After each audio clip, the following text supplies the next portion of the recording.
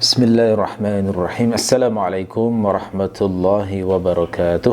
Waalaikumsalam warahmatullahi wabarakatuh. Alhamdulillahi rabbil alamin wa bihi nasta'inu ala umuri dunya waddin wassalatu wassalamu ala sayyidil mursalin wa imamil muttaqin nabiyyina Muhammadin wa ala alihi wa sahbihi wa man tabi'ahu bi ihsanin ila yaumiddin. Allahumma inna nas'aluka ilman nafi'a wa rizqan tayyiba wa amalan mutaqabbala. Rabbana zidna ilma warzuqna fahma waj'alna minas solihin. Amma ba'du. Baik, kita melanjutkan kajian tafsir surah At-Takwir. Kali ini kita akan mengkaji ayat ke-7 sampai ayat ke-14. Kita baca bersama-sama. A'udzu billahi minasy syaithanir rajim. Bismillahirrahmanirrahim. Bismillahirrahmanirrahim.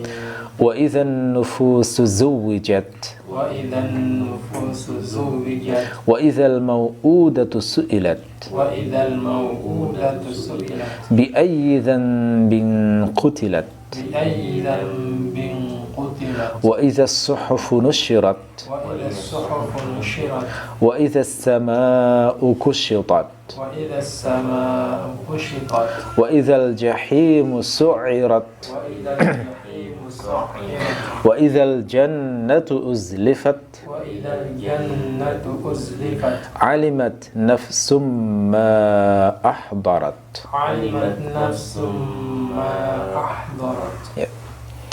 Ayat ke-7 sampai ke-13 ini menceritakan kejadian yang akan terjadi di akhirat pada hari kiamat.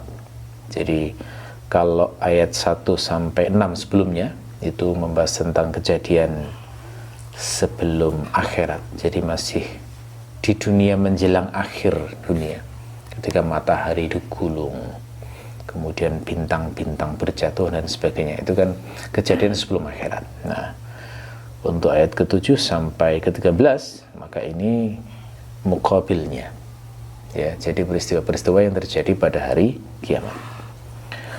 Wa idzan nufusu zuwijat, kata an-nufus jamak dari nafsun. Nafsun di sini maknanya adalah ruh. Ya.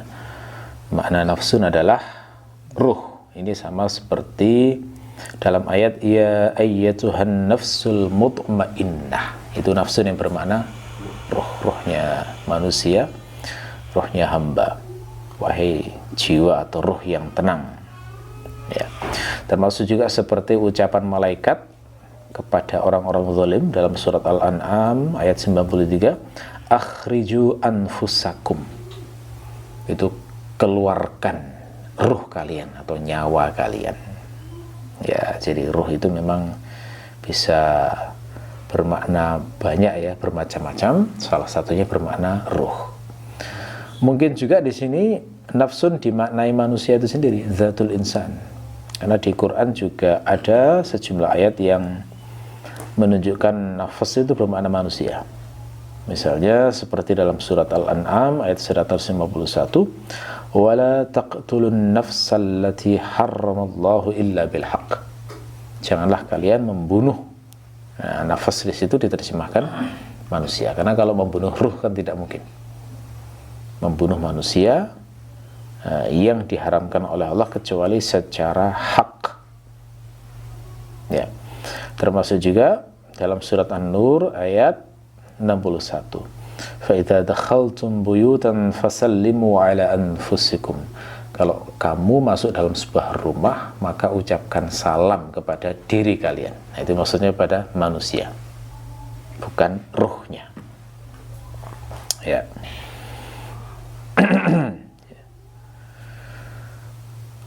Adapun kata zuwijat itu dari kata zawaja. Kenapa ditaknis di situ? Kenapa ada tak marbuthah di situ?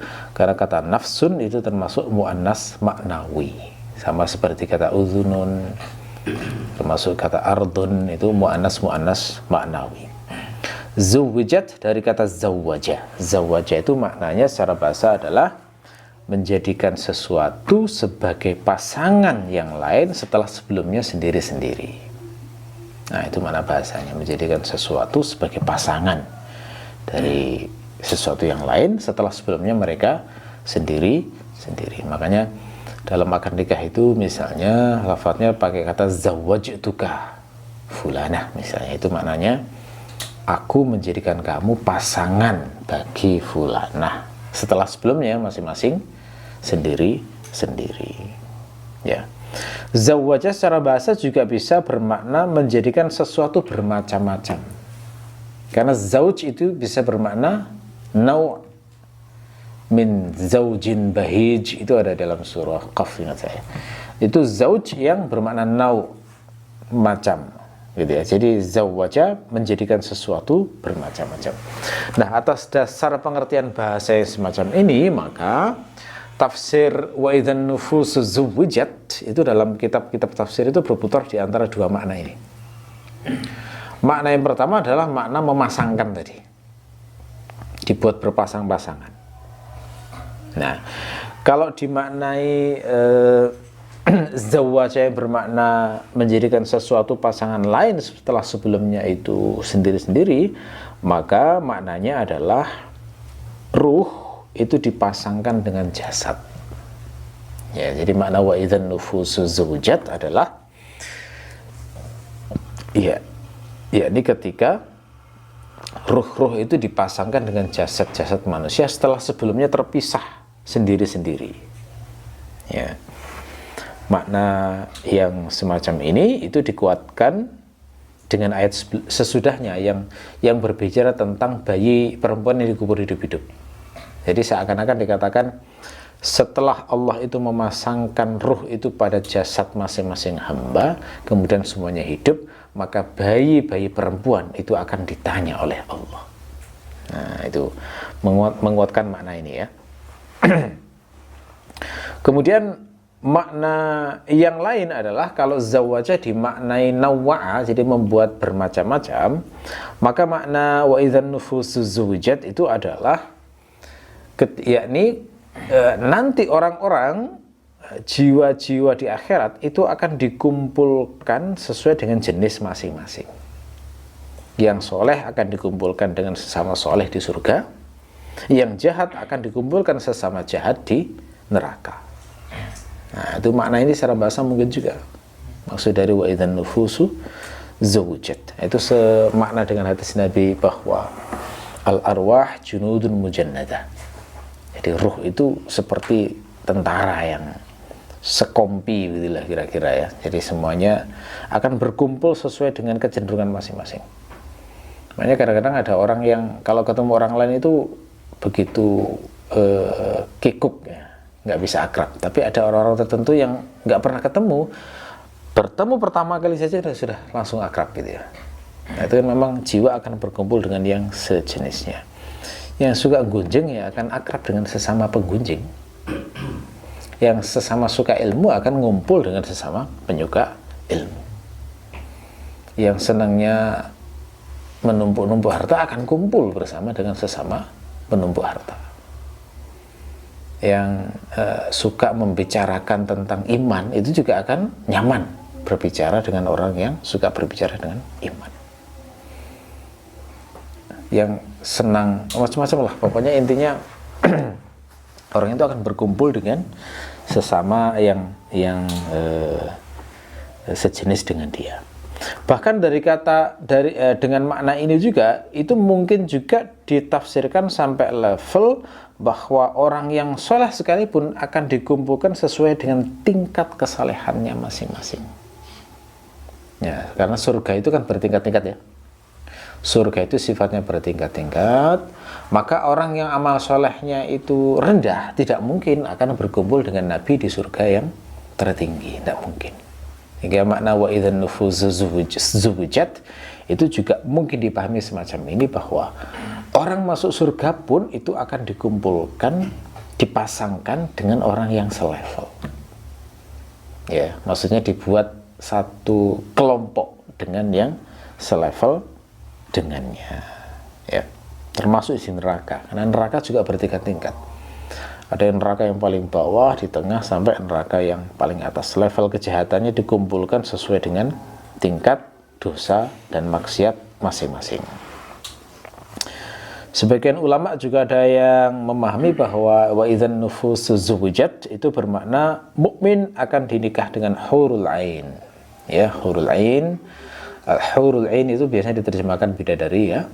Kalau makna bahasanya kata hur itu makna bentuk jamak dari ahwar. Ahwar itu adalah orang yang hitam matanya sangat hitam dan putih matanya sangat putih. Jadi sangat kontras. Itu menggambarkan keindahan mata. Jadi Allah memilih mendeskripsikan wanita yang sangat cantik di surga itu dari matanya.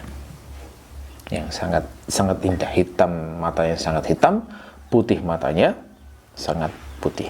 Ya, mukminah akan dinikahkan dengan lelaki surga yang dikehendaki oleh Allah. Pendosa akan digandengkan dengan setan-setan baik dari kalangan manusia maupun jin. Jadi orang di dunia yang menyesatkan manusia lain kemudian diikuti, dia akan digandengkan di neraka dengan itu. Nah, ini ada tafsiran seperti ini juga terkait dengan makna wa idzan nufusu zuwijat. Wa idzal mau'udatu su'ilat. Kata mau'udah itu dari kata wa'ada. Wa'ada itu makna bahasanya adalah mengubur hidup-hidup. Ya, dafana hayyan. Jadi dafanat tifla hayyan itu bermakna wa'ada ya. Nah, kandungan makna wa'ada itu adalah asqala. Asqala itu maknanya memberati. Ya, kenapa mengubur hidup-hidup itu kok pakai kata wa'ada? Karena seorang ayah ketika mengubur anak perempuannya hidup-hidup, dia itu memberati anak perempuannya dengan tanah. Ya, jadi berarti dengan tanah untuk menguburnya hidup-hidup sampai mati ya. Nah, dari sini kita teringat ayat dalam Al-Qur'an wala ya'uduhu hifdzuhuma. Nah, itu kata ya'udu diterjemahkan memberati. Allah itu tidak diberati oleh aktivitas menjaga langit dan bumi. Gitu ya. Karena dari ya'udu dari kata ada itu maklub dari kata wa'ada. Jadi masih terkait dengan kata asqala yang maknanya memberati. Nah, ini terkait dengan kebiasaan atau tradisi di masa jahiliyah, di mana seorang ayah itu mengubur anak perempuannya hidup-hidup. Jadi di masa jahiliyah itu ada seorang ayah yang dia itu kalau punya anak perempuan, maka perlakuannya terhadap anak perempuan itu akan menunjukkan bahwa dia akan membunuh anaknya atau tidak. Kalau misalnya punya anak perempuan lalu kemudian anak perempuan itu dikasih jubah, baju jubah yang terbuat dari bulu atau wool gitu ya. Kemudian anak perempuannya disuruh membantu menggembala ternak, maka berarti maknanya anak perempuan itu dibiarkan hidup. Tapi kalau dimanja, dibiarkan ya, lalu kemudian kalau ada niat dibunuh anak perempuannya, maka justru sejak kecil dia nggak disuruh bantu menggembala, dimanja dulu. Begitu usia sekitar 6 tahun, maka sang ayah akan bilang pada ibunya, ini tolong didandani anakmu ini yang bagus, karena mau saya bawa ke kerabatnya.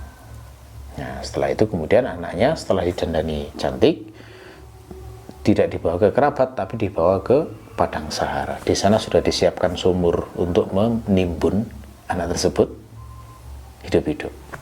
Lalu kemudian sang ayah akan bilang ke anaknya, kalau bahasa kita kira-kira ngomong, "Dok, coba lihat itu di dalam sumur itu ada apa." Begitu anaknya sudah melihat, didorong ya, sehingga ketika terjatuh kemudian ditimbun hidup-hidup. Itu caranya membunuh anak perempuan di masa jahiliyah itu kira-kira seperti itu.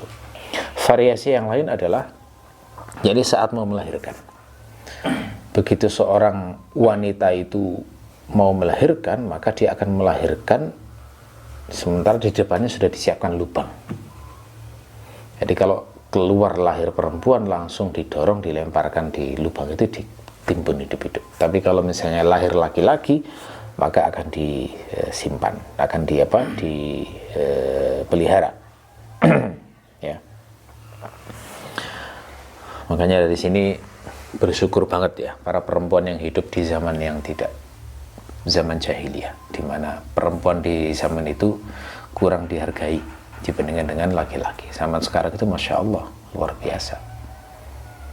Jadi wanita sangat dimuliakan, bahkan kebablasan sampai muncul feminisme dan lain sebagainya. Nah sekarang jadi pertanyaan, apa motivasi perbuatan keji ini? Kenapa kok para ayah itu ada yang membunuh anak perempuannya? Jawabannya adalah motivasinya salah satu di antara dua. Apa itu? Yang pertama adalah khawatir musuh menyerang, lalu anak wanitanya ditawan, diperbudak, dan akhirnya menjadi aib bagi keluarganya. Ini motivasi yang pertama. Motivasi yang kedua adalah di Arab itu kan biasa paceklik juga. Nah, kalau punya anak perempuan, maka anak perempuan itu hanya dianggap menjadi beban. Jadi dia hanya bisa makan, menghabiskan makanan, menghabiskan harta, tapi nggak bisa diajak kerja, nggak bisa diajak perang. Jadi hanya merugikan saja, bunuh saja akhirnya, gitu ya. Jadi itu, apalagi kalau masalah paceklik ini kan antum harus ingat, saya pernah nulis artikel judulnya I'tifad, tradisi harakiri di Arab Jahiliyah itu. Jadi orang Arab di sana itu kalau paceklik nggak bisa makan, daripada malu meminta-minta atau hidup terhina, mereka lebih memilih mengunci diri dalam rumah sampai mati. Nah itulah yang menyebabkan Hashim, pamannya, kakeknya buyutnya Rasulullah itu, kemudian ini ingin menaikkan ekonomi bangsa Quraisy itu, kemudian menggagas menjalin hubungan perdagangan dengan raja-raja di sekitar Arab. Gitu ya, akhirnya kemudian bisa naik, kondisi ekonominya lebih sejahtera, bisa makan enak, bisa hidup mewah, gitu ya. Makanya itu kan termasuk yang diingatkan Allah, nikmat itu di surat Quraisy ya, li'ilafi Quraisy ilafihim rihlatas syita'i was-saif. Jadi Allah itu mengingatkan kebiasaan orang-orang Quraisy yang berdagang di musim panas dan musim dingin. Berdagang kan akhirnya mereka membuat sejahtera tuh. Ketika sejahtera maka bisa makan enak, nggak ada istilah paceklik lagi, nggak ada orang yang nggak bisa makan, nggak ada lagi orang yang mengunci diri di rumah sampai mati, nggak ada. Nah makanya di akhir diingatkan, fal ya'budu rabb hadzal bait. Kalau kamu tahu, ingat masa-masa paceklik itu, kemudian kamu mendapatkan nikmat bisa makan enak, konsekuensinya apa ya? Berterima kasih dong pada Allah, sembahlah Allah dengan baik. Kadang-kadang kita itu dengan cerita yang sedikit berbeda itu mirip dengan orang-orang Quraisy ini. Kita mungkin pernah mengalami masa-masa nggak enak, gitu ya. Masa-masa di mana mungkin pernah nggak bisa makan, masa-masa di mana mungkin kita galau karena urusan makanan atau urusan selain makanan. Lalu Allah dapat nikmat. Nah, lalu kita mendapatkan nikmat dari Allah. Ya. Nah itu konsekuensinya kita harus bersyukur, sebagaimana Allah mengingatkan orang-orang Quraisy supaya bersyukur dengan menyembah Allah secara murni, taat kepada Allah, bertauhid, hanya menyembah Allah saja ya. Makanya di Quran juga ada peringatan jangan sampai membunuh anak karena khawatir miskin ya, khasyata imlaq, itu yang ada di dalam surat Al-Isra ya. Wala taqtulu auladakum khasyata imlaq. Janganlah kamu bunuh anak-anak kalian karena takut kemiskinan.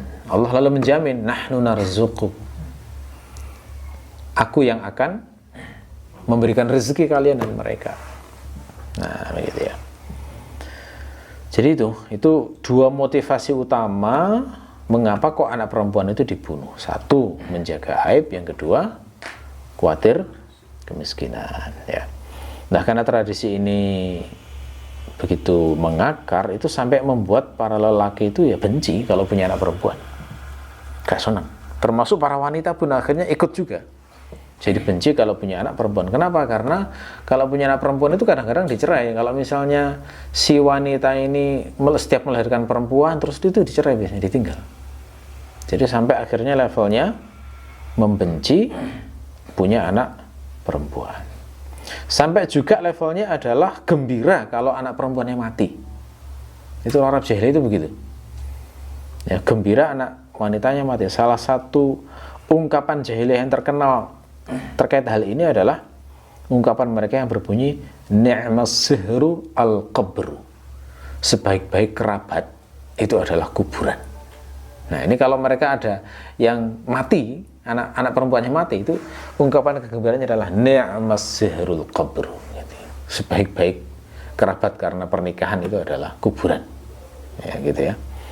Jadi maksudnya daripada aku punya kerabat dari pernikahan anak perempuanku, lebih baik aku punya kerabat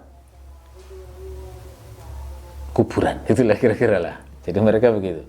Itu makna dari ni'mas sihru al-qabru. Karena sihrun itu maknanya kerabat karena pernikahan. Jadi menantu itu namanya sihrun, mertua itu namanya sihrun. Jadi seorang itu sampai mengangan-angankan menantunya kuburan daripada punya menantu laki-laki, gitu ya. Termasuk juga tradisi yang lahir karena kebencian terhadap anak perempuan ini adalah mencegah anak perempuan dapat warisan. Dengan cara apa? Harta dari sang ayah itu diwakafkan semuanya untuk anak laki-lakinya. Jadi saat hidup itu sudah ini pokoknya untuk anakku semuanya laki-laki, sehingga perempuan tidak dapat. Kalau misalnya ada keluarga yang ayahnya nggak sampai menetapkan semacam itu, maka anak perempuannya kan mestinya dapat warisan ya, meskipun jumlahnya kecil. Maka nanti asobah mayit itu akan memaksa si perempuan itu untuk menggugurkan haknya, warisnya itu. Kalau nggak mau menggugurkan, maka diancam diputus silaturahmi. Wah, itu kayak begitu di Arab jahiliyah. Makanya ini sampai dibahas dalam fikih. Di kitab fikih itu tradisi semacam ini dibahas dalam topik hibatu banatil qaum. Hibahnya anak-anak perempuan dalam satu kabilah. Hibatu banatil qabail, afwan. Hibatu banatil qabail. Jadi ini kan jenis hibah yang sifatnya pemaksaan ya, karena istilahnya ditekan oleh asobahnya mayit itu.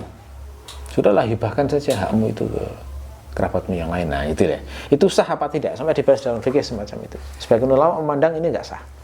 Karena ini bentuk ikrah, pemaksaan. Ya.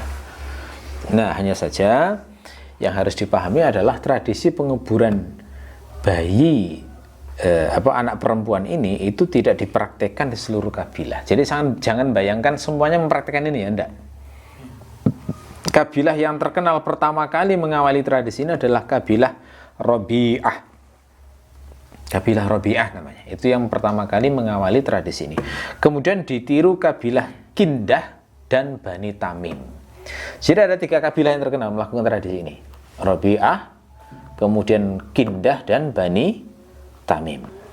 Salah seorang tokoh dari Bani Tamim yang melakukan tradisi ini yang terkenal dalam riwayat adalah Qais bin Asim al-Minqari at-Tamimi. Qais bin Asim al-Minqari at-Tamimi. Ini orang tokoh besar di masa jahiliyah yang kaya dan akhirnya masuk Islam nanti. Nah, beliau ini dikenal pernah mengubur 8 anak perempuannya di masa jahiliyah. Melakukan wa'dul banat ini. Ini namanya Qais bin Asim al-Minqari. Jadi sebelum masuk Islam sempat mengubur hidup-hidup 8 anaknya. Nah, alasan membunuh 8 anak perempuannya apa? Nah, ini memperjelas pernyataan saya tadi yang alasannya adalah antara 2 ya, khawatir miskin sama takut aib. Nah, kalau kasusnya Qais ini nggak mungkin khawatir miskin karena orangnya kaya. Jadi yang paling mungkin adalah karena khawatir aib. Nah, ini dijelaskan secara lebih rinci oleh Al-Qalqashandi dalam kitab Subhul A'sya. Jadi kisahnya begini ternyata. Jadi suatu saat ada kerajaan Arab Kristen dipimpin oleh An-Nu'man itu menyerang kabilah Bani Tamim ini. Lalu kemudian menawan para wanita dan anak-anaknya. Setelah ditawan, lalu kemudian dilobi-lobi, lalu kemudian diminta dikembalikan itu para wanita-wanitanya. Lalu kemudian An-Nu'man mengatakan, begini saja, kita kasih pilihan pada wanita itu. Kalau memang mau kembali ke ayahnya, ya dikembalikan ke ayahnya. Kalau mau kembali ke suaminya, kembalikan ke suaminya. Nah, setelah semuanya dikasih tawaran, semuanya balik milih kepada ayahnya kecuali putrinya Qais bin Asim. Ternyata milih suaminya. Wah, itu jengkel ya. Marah, setelah itu kemudian bersumpah, kalau sampai aku punya anak perempuan, maka akan kubunuh semuanya. Nah, sampai akhirnya punya 8 anak itu perempuan dikubur hidup-hidup semuanya. Lalu kemudian Qais bin Asim masuk Islam. Setelah masuk Islam ada riwayat beliau menyesal, merasa bahwa itu adalah dosa besar yang ia lakukan di masa jahiliyah. Lalu kemudian bertanyalah Qais bin Asim kepada Rasulullah. Ini diriwayatkan oleh Al-Bazzar dalam musnadnya, atau yang terkenal dengan kitab Al-Bahruz Zakhar ya, musnad Al-Bazzar. Jadi diriwayatkan Qais ini datang kepada Rasulullah kemudian bertanya, "Ya Rasulullah, inni wa'attu banatin li fil jahiliyah." Wahai Rasulullah, aku ini pernah mengubur putri-putriku di masa jahiliyah. Apa jawab Nabi? "A'tiq an kulli wahidatin minhunna raqabatan." Bebaskan satu orang budak untuk menebus masing-masing kesalahanmu membunuh anak perempuan. Ini menunjukkan bahwa dalam Islam itu selalu ada jalan keluar untuk tiap dosa apapun ya. Jadi ada penebusan. Ini sekaligus mengajarkan kepada kita bahwa di antara cara menebus dosa adalah setiap melakukan dosa disusul dengan melakukan perbuatan amal soleh. Itu akan menghapuskan dosanya. Ya, lalu kemudian Qais mengatakan, "Ya Rasulullah, inni sahibu ibilin." Wahai Rasulullah, properti saya itu unta. Seakan-akan mengatakan, saya kalau disuruh membebaskan budak nggak punya saya punyanya unta. Maka Nabi mengatakan, "Fanhar an kulli wahidatin minhunna badanatan." Kalau begitu sembelihlah untuk masing-masing putrimu itu seekor unta yang besar satu. Gitu ya. Jadi ini menunjukkan orang itu dalam beramal saleh nggak dipaksa dengan satu bentuk. Ini betapa luasnya syariat Islamnya. Dalam syariat kafarat kan jadi demikian toh. Lakukan ini kalau nggak mampu, lakukan ini kalau nggak mampu, ini kan gitu ya. Itu menunjukkan memang disesuaikan dengan kemampuan masing-masing. Jadi tidak dipaksa untuk melakukan satu amal tertentu. Makanya saya juga nggak setuju serta mengkritik keras kalau orang itu ada satu taklif, kemudian dia tidak mampu dalam hal itu, kemudian dia diteror untuk mewujudkan kemampuan dalam hal tersebut. Itu salah, nggak begitu ajaran din ini. Kan kalau di Quran maupun hadis kan ada perintah, misalnya membayar kafarat tertentu itu, kalau kamu melakukan ini maka bebaskan budak, kalau nggak mampu maka puasalah 2 bulan berturut-turut misalnya. Kan perintahnya bukan kalau kamu nggak punya budak maka usahakan sampai punya budak berdasarkan kaidah ma la yatimul wajibu illa. Itu kan ngawur banget ya pemahaman semacam itu. Nggak bisa seperti itu. Itu sama seperti kalau haji mampu berhajilah, kalau nggak mampu gugur, kan begitu loh. Nggak boleh di logika kalau nggak mampu haji berusahalah kaya, wajib menjadi kaya supaya bisa haji. Nggak begitu ajaran agama ya. Jadi Islam itu mudah dilaksanakan ya. Wala tu'as, jangan dipersulit. Nah, tidak usah diperbeban,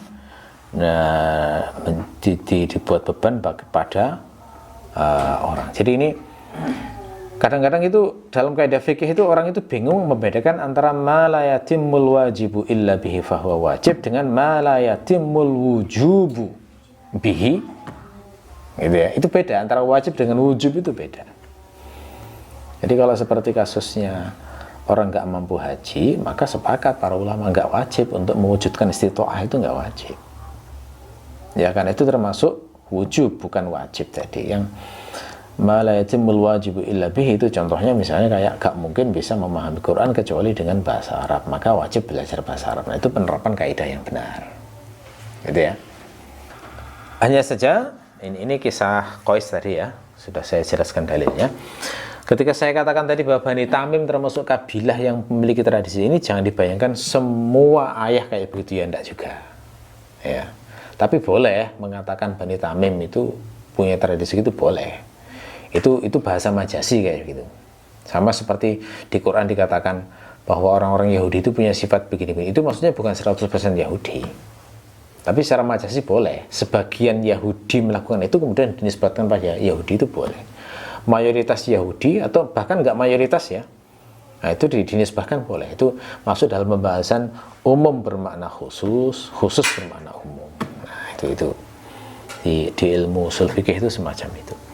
Jadi nggak 100% orang Bani Tamim seperti itu. Karena ada riwayat, ada seorang laki-laki dari Bani Tamim namanya So'ah bin Najiyah. Itu terkenal suka mencegah perbuatan tersebut dengan cara melobi sang ayah dengan ditebus, gitu ya.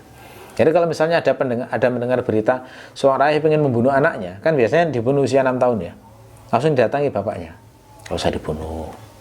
Udahlah ini tak kasih unta, ya. Biasanya untanya berjumlah 2, unta usyara ya, unta yang sudah hamil mau melahirkan itu. 2 ditambah 1 unta jantan. Jadi setiap anak yang mau dibunuh itu ditebus dengan 3 unta. Mungkin kalau sekarang nilainya antara mungkin 100-an juta kira-kira ya. Nah itu. Nah So'ah ini diriwayatkan sudah sampai menjaga sekitar 360 anak perempuan. Nah ini luar biasa amalnya ya. Oke, jadi jangan dibayangkan semuanya ya, tapi yang semacam ini memang dalam sejarah hanya kabilah-kabilah tertentu. Di kabilah Quraisy sama sekali nggak ada tradisi wa'dul banat. Nggak ada. Nah ini menunjukkan bahwa Quran itu bukan hanya untuk orang Quraisy, tapi untuk seluruh orang Arab, bahkan seluruh manusia. Ya. Wa idzal mau'udah, dan mau'udah itu dari kata wa'ada yang bermakna mengubur hidup-hidup. Mau'ud berarti isim maf'ulnya yang dikubur hidup-hidup, gitu ya. Kemudian ada tak marbutah itu menunjukkan wanita, berarti yang dikubur memang anak perempuan. Mau'udah. Wa idzal mau'udatu su'ilat, dan ketika bayi perempuan su'ilat ditanya. Ya. Apa fungsi ditanya bayi anak perempuan itu? Fungsi ditanya itu adalah untuk idkhalur raw', untuk memasukkan rasa takut pada pelaku penguburan bayi hidup-hidup. Gitu ya. Ini karena kalau misalnya anak yang sudah mati itu bisa ditanya, kamu kenapa kok dibunuh? Nah itu kan jadi takut lah pelakunya itu, waduh mau diapain saya kan, gitu ya. Makanya keterangan dalam tafsir begitu. Itu maknanya adalah idkhalur raw', untuk memasukkan rasa takut pada pelaku kejahatan tersebut. Nah ayat ini itu zahirnya juga menunjukkan kepada kita bahwa kasus pertama yang akan dihisab oleh Allah terkait dengan hak manusia itu dalam masalah pembunuhan. Ya, ini membenarkan hadis Nabi yang mengatakan hisab pertama itu dalam masalah pembunuhan, yakni terkait dengan hak manusia. Ya. Kemudian kata su'ilat diterangkan dengan ayat berikutnya bi ayyi dzanbin qutilat. Jadi pertanyaannya seperti apa? Pertanyaannya adalah bi ayyi dzanbin qutilat. Kata bi itu bermakna karena. Ayyun itu adalah istifham yang maknanya untuk ta'yin. Ta'yin itu terjemahnya yang mana ya. Ayyu kitabin itu maksudnya buku yang mana. Karena dosa yang mana, dzanbun maknanya dosa ya. Karena dosa apa kira-kira? Jadi seakan-akan seandainya anak kecil itu berdosa dengan sekian banyak dosa, itu dosa yang mana yang menyebabkan dia itu layak untuk dibunuh, gitu ya. Bi ayyi dzanbin qutilat. Qutilat dari kata qatala membunuh, qutilat berarti dibunuh. Qutilat di sini fi'ilnya mau'udah pada ayat sebelumnya. Nah, pertanyaan ayyi di situ tentu saja adalah isim istifham yang sifatnya takriri, retoris. Jadi ini pertanyaan yang tidak perlu jawaban karena semua sudah tahu bahwa anak kecil nggak berdosa. Ya, anak kecil tidak berdosa. Makanya berdasarkan ayat ini juga itu disimpulkan, ada riwayat dari Ibnu Abbas disimpulkan bahwa anak-anak orang musyrik jika mati kecil itu masuk surga, gitu ya. Karena ayahnya yang ditanya oleh Allah, yang didamprat Allah itu kan ayahnya yang membunuh itu. Anak kecilnya itu kan nggak berdosa. Ya, ada riwayat seperti itu dalam tafsir Ibnu Abi Hatim. Ya, bahwa Ibnu Abbas itu berkata, "Atfalul musyrikin fil jannah, faman za'ama annahum finnar faqad kadzaba." Anak-anak orang musyrik itu di surga. Barang siapa yang mengklaim bahwa mereka masuk neraka, maka dia telah berdusta. Nah, penjelasan Ibnu Abbas ini dikuatkan hadis sahih dalam Sahih Bukhari yang menceritakan bahwa Rasulullah itu bertemu dengan seorang lelaki tinggi di sebuah taman yang indah yang dikelilingi anak-anak kecil. Lalu setelah ditanyakan kepada malaikat, ternyata itu adalah Nabi Ibrahim. Dengan anak-anak kecil sekitarnya, itu adalah semua anak yang mati dalam keadaan fitrah. Jadi maksudnya mati kecil ya. Lalu sebagian kaum muslim bertanya, "Ya Rasulullah, wa auladul musyrikin?" Wahai Rasulullah, apakah anak-anak orang musyrik juga termasuk? Jawaban Nabi adalah wa auladul musyrikin. Ya, termasuk juga anak-anak orang musyrik, gitu ya. Jadi kata-kata bi aidzan bin qutilat memberi kesan semacam itu. Nah, ini termasuk kebahagiaan orang tua yang diuji dengan wafatnya anak masih kecil, karena pasti masuk surga, dan itu akan menggandeng tangan orang tuanya ke surga nantinya. Ya. Kemudian pertanyaannya, mengapa yang ditanya itu adalah anaknya, bukan pelaku pembunuhannya? Kenapa kamu membunuh anak perempuan? Tapi yang ditanya adalah anak perempuannya. Kenapa? Nah, ini dijelaskan oleh Ibnu Asyur. Ini mengandung makna taubihun syadid, jadi dampratan yang sangat keras. Karena jelas jawab, itu kan retoris ya, jawabannya jelas. Mereka nggak punya kesalahan apapun, sehingga nggak layak untuk dibunuh. Nah, karena nggak punya kesalahan apapun, kemudian dibunuh, maka pelakunya layak dapat siksa yang keras. Ya, jadi ada tambahan ancaman yang keras di sini. Wa idza suhufu nusyirat, kata suhuf itu jamak dari sahifah. Makna sahifah maknanya lembaran. Yang dimaksud dengan suhuf di sini adalah suhuful a'mal. Ya, lembaran-lembaran catatan amal. Nah, lembaran di sini itu mungkin dimaknai hakiki, mungkin juga dimaknai majasi. Kalau dimaknai hakiki berarti dia benar-benar lembaran, tapi nggak sama dengan lembaran yang ada di dunia. Nah, begitu ya. Jadi hakikatnya diserahkan kepada Allah. Ini termasuk hal gaib yang semacam ini ya. Bentuk suhuf seperti apa, kita nggak tahu. Ini pernah saya bahas kemarin dalam catatan saya di website itu tentang renungan semantis Al-Quran, gitu ya. Jadi saya menulis di sana tentang bahwa Allah itu ketika mengenalkan realitas gaib itu memakai kata-kata yang sifatnya pendekatan kepada manusia. Ya, dengan kata-kata yang mudah dikenal oleh orang-orang Arab waktu itu, dengan bahasa yang mungkin dipahami oleh mereka. Ya. Kalau dimaknai majasi, nah ini berarti diserahkan kepada Allah seperti apa detailnya, karena kalau dimaknai majasi berarti suhuf itu intinya adalah sesuatu yang memang dipakai untuk mendokumentasikan amal manusia. Entah bentuknya seperti apa, hanya Allah yang mengerti. Ya. Kata nusyirat itu dari kata nasyara. Makna bahasa nasyara adalah membuka lipatan-lipatan dalam lembaran. Atau bisa juga dimaknai melepaskan jalinan dari lembaran-lembaran supaya bisa dibaca. Itu nusyir, kata nasyara. Nah, kalau nusyirat berarti dibuka. Ya. Kata nusyirat ini dari sisi qiraat bisa dibaca dengan dua cara. Bisa dibaca nusyirat, bisa dibaca nusyirat dengan tasydid. Ya, jadi wa idza suhufu nusyirat bisa juga dibaca wa idza suhufu nusyirat. Itu dua-duanya dibenarkan. Kalau dibaca dengan tasydid maka maknanya berarti dibukanya itu berkali-kali. Karena banyak. Karena memang ada riwayat yang mengatakan lembaran catatan itu ketika dibuka itu nanti panjangnya sejauh mata memandang. Saking banyaknya. Karena memang nggak ada urusan besar, kecil maupun semuanya tercatat. Sampai senyuman dan tertawa itu ada catatannya. Karena ada senyuman yang bernilai pahala, ada yang bernilai dosa.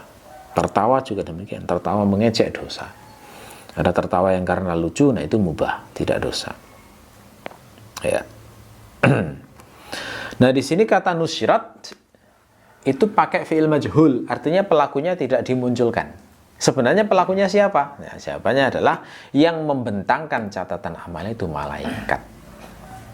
Jadi kalau kita ingat tafsir di surat An-Naba kemarin, itu kan ada kata wa futihatis sama'u fakanat abwaba, itu ya. Jadi langit itu terbuka. Kenapa terbuka? Karena malaikat akan turun dari celah-celah langit itu untuk turun menyaksikan penghisapan tersebut, menghadiri pengadilan manusia itu.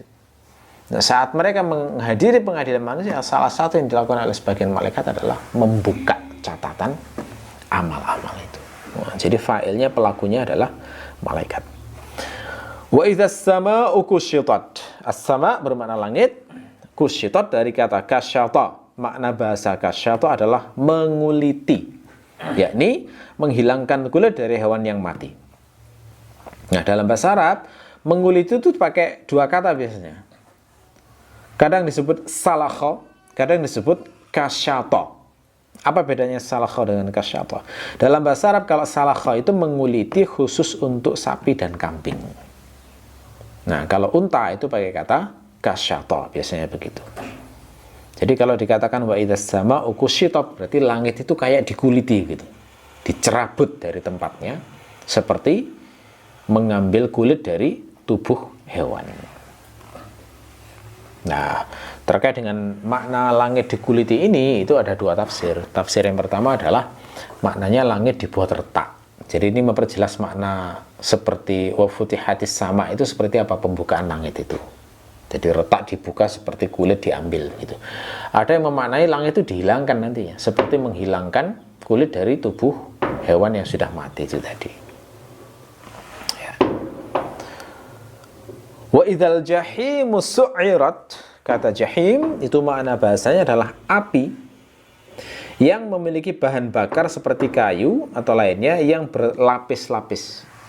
Jadi kalau membayangkan jahim itu bayangkan kayak ini misalnya ada tumpukan kayu yang disusun rapi begini ya. Di atasnya ditumpuki kayu lagi, ditumpuki lagi misalnya sampai 10 tumpukan, terus dibakar. Ya. Nah, ini salah bahasa dinamakan jahim. Jadi jahim itu api yang berbahan bakar berlapis-lapis. Itu jahim. Itu makna bahasanya. Lalu kemudian di Quran digunakan untuk makna neraka. Nah, ini sudah menjadi isim alam. Nah, ini kembali ke makna semantis yang saya katakan tadi. Gimana sih cara Allah? Kalau Allah itu misalnya menyebut syamsun, matahari, kan orang bisa langsung paham ya. Karena matahari faktanya terindra. Tapi kalau Allah mau menjelaskan realitas gaib sebuah negeri yang sangat sengsara, di sana ada api yang sangat panas, apinya nggak kayak di dunia, warnanya hitam, dan di sana itu ada air yang sangat panas yang kalau disiramkan orang akan meleleh dagingnya, tinggal tulang-tulangnya. Ya. Mau menjelaskan negeri kayak gini itu pakai kata apa? Adakah kata dalam bahasa Arab yang mewakili itu? Jawabannya kan nggak ada. Yang paling mungkin adalah menggunakan kata yang lebih dekat dengan realitas gaib itu. Maka Allah memilih kata nar. Nar itu kan maknanya api. Apakah itu mewakili total maknanya? Tidak. Sebuah bentuk pendekatan. Makanya jahim juga demikian. Jadi seakan-akan Allah ingin menunjukkan bahwa neraka itu nanti ada bahan bakarnya begitu ya, yang terdiri dari manusia dan batu, dan berlapis-lapis neraka itu nanti. Ya, itu jahim, sehingga kemudian jadi isim alam lama-lama. Kata su'irat dari kata sa'ar. Nah, ini kata su'irat itu bisa dibaca dua cara, bisa dibaca su'irat, bisa dibaca su'irat. Ya, dua-duanya benar. Ya, makna sa'ara adalah menyalakan.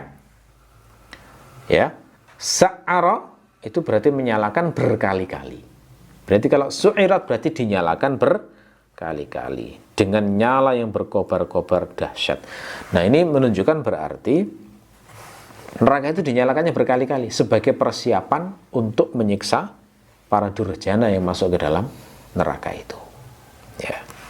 Wa idzal jannatu uzlifat, dan ketika surga didekatkan, jannah, nah itu mana bahasanya taman ya, mana bahasanya taman. Bedanya jannah dengan hadiqah apa? Hadiqah dengan jannah itu sama-sama taman, cuma kalau hadiqah itu adalah taman yang ada pagernya, itu bedanya. Ya, dan di Quran digunakan kata jannah sebagaimana hadiqah. Di surat An-Naba itu ada ayat wahadaiqa. Gitu ya. Hadaiqa itu jamak dari hadiqah, taman juga. Ya. Uzlifat dari kata azlafa bermakna mendekatkan. Nah, kenapa surga didekatkan? Yakni supaya bisa dimasuki penghuninya. Nah, ungkapan didekatkan ini untuk menunjukkan betapa mudahnya masuk surga itu dan betapa cepatnya masuk ke dalam surga, tidak perlu capek masuk ke dalam surga, untuk memuliakan orang-orang yang masuk ke dalam surga. Karena kalau dalam riwayat kan surga itu kan bagi orang-orang yang memasukinya itu orang-orang yang soleh itu melewati jembatan dengan secepat kilat. Nah, itu menggambarkan betapa mudahnya mereka masuk surga. Setelah itu kemudian Allah setelah menyebutkan berbagai macam wa idza, kemudian ditutup alimat nafsum ma ahdarat. Ini adalah jawab idza. Jadi jawabnya jauh ya. Jawab dari idza itu ternyata jauh. Sudah dibahas di sebelumnya bahwa jauhnya jawab idza ini adalah untuk menimbulkan taswiq, kerinduan dan rasa penasaran, kira-kira apa ini kejadian yang akan mau disampaikan Allah dalam Al-Quran. Ya. Ada riwayat bahwa Umar itu mengomentari ayat ini yang menunjukkan pemahaman yang sempurna terhadap bahasa Arab ya. Jadi diriwayatkan bahwa Umar membaca awal surat ini ketika sampai alimat nafsum ma ahdarat, maka Umar berkomentar, lihada ujriyat al-qissah. Untuk kalimat ini kisah sebelumnya itu disampaikan. Jadi semua kata idza itu kayak yang mengisahkan begini-begini itu sebenarnya endingnya, intinya di sini. Alimat nafsum ma ahdarat. Jadi sebenarnya yang harus banyak mendapatkan perhatian kita itu adalah alimat nafsum ma ahdarat ini, yang paling mengerikan sebenarnya di sini. Pesan utamanya. Karena di sini ada pesan amal nantinya. Gitu ya. Kata alimat bermakna mengetahui. Ya. Kapan waktu mengetahuinya? Ya, semua idza sebelumnya itu. Jadi saat matahari digulung gitu ya, itu nafsun itu akan mengetahui. Oh, berarti benar itu kata-kata para nabi dan rasul itu. Ketika bintang-bintang berjatuhan, oh benar ini berarti kiamat yang dimaksud ini adalah ketika lembaran catatan amal dibentangkan, wah benar ini berarti semuanya. Ya, yang saya lakukan ini ada balasannya. Kira-kira begitu. Nafsun di sini maknanya adalah jiwa. Ma ahdarat, maknanya bermakna mausul, bisa diterjemahkan alladzi. Ahdarat itu makna bahasanya adalah menghadirkan. Maksudnya adalah menghadirkan itu adalah melakukan. Apa yang dihadirkan? Amalnya. Amal baik maupun buruk. Jadi seakan-akan dikatakan kalau semua yang disebutkan di surat At-Takwir ini terjadi, maka semua jiwa akan mengetahui seluruh amalnya, baik maupun buruk, besar maupun kecil. Ya, apalagi mereka nanti akan dihadapkan surga dan neraka, sehingga mereka akan mengetahui akibat dari perbuatan masing-masing. Ahdarat dimuannaskan karena memang disandarkan pada nafsun, sementara nafsun itu bermakna jiwa atau ruh tadi ya. Ini kata Ibnu Asyur itu menunjukkan bahwa manusia itu beramal, hakikatnya yang melakukan adalah nafsunnya itu, rajanya itu istilahnya, karena tubuh itu hanya mengikuti perintah dari nafsun itu ya, gitu. Baik, saya kira itu untuk tafsir hari ini, mudah-mudahan bermanfaat. Kita akhiri, subhanakallahumma bihamdika asyhadu an la ilaha illa anta astaghfiruka wa atubu ilaik. Assalamualaikum warahmatullahi wabarakatuh.